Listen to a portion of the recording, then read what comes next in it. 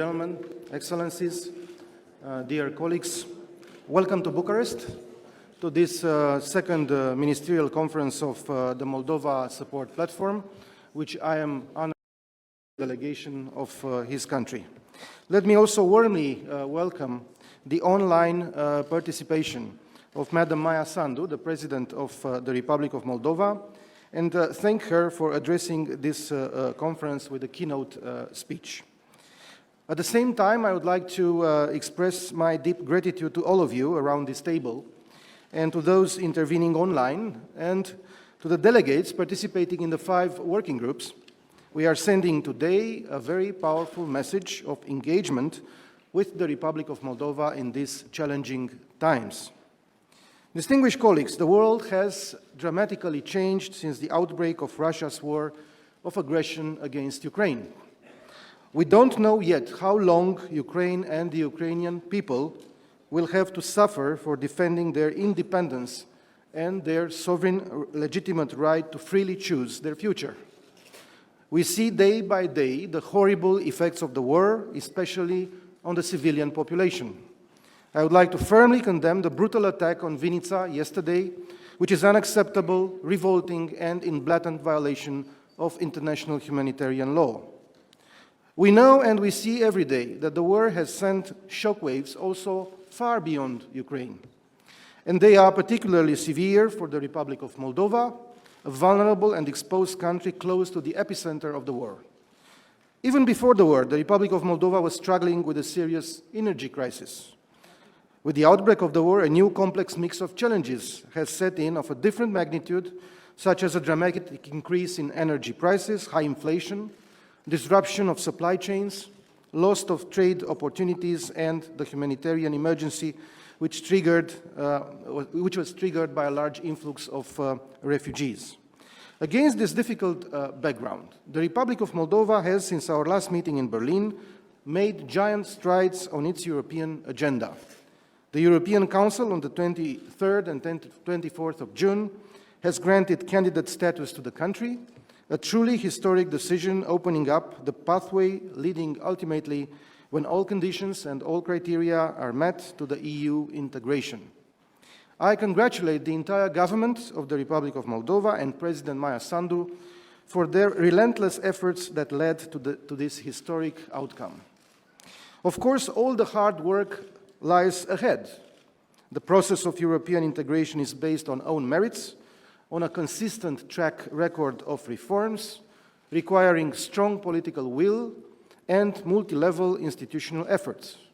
The current government in Chișinău is not only aware of that, but also able and committed to move forward on this path. The Moldova Support Platform will play a substantial role in this direction, contributing to achieving meaningful reforms. The Berlin Conference in April has been a truly pivotal moment. It has galvanized and streamlined our collective efforts in support of our friends in Chișinău on 5 key policy areas that are critical for the resilience of the Republic of Moldova. With the Bucharest Conference today, the platform turns into a permanent intergovernmental mechanism, an international framework for mobilizing, concentrating and coordinating our assistance to the Republic of Moldova. On the one hand, we should help the Republic of Moldova respond to the short-term pressing challenges.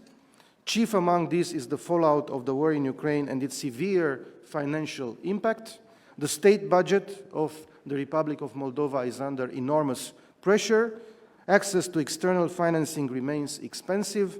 The country is fast approaching the safe borrowing ceilings. So I strongly encourage you to look into every possibility to provide further financial support, ideally direct grants, to help Chișinău overcoming the current difficulties. On the other hand, we should aim at better connecting the platform with Moldova's long-term reform priorities, including the activity of the working groups.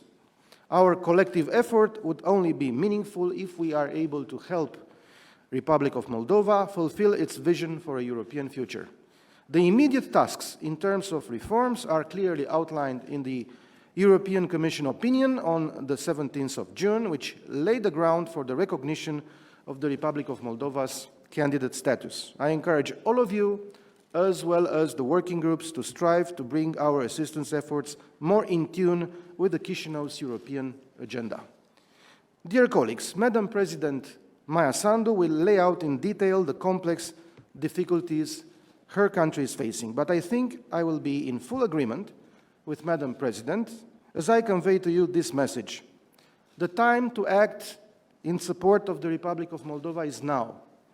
We do not have the luxury to lose precious time.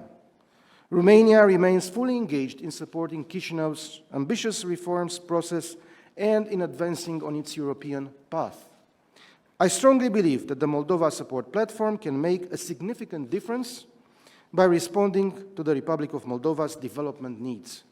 Therefore, after consultation with our Moldovan colleagues and with the co-chairs, I propose to you the possibility to set up an additional working group dedicated to public administration reform and public finance management. With that, I kindly ask Annalina to take the floor. Dear Annalina, the floor is yours.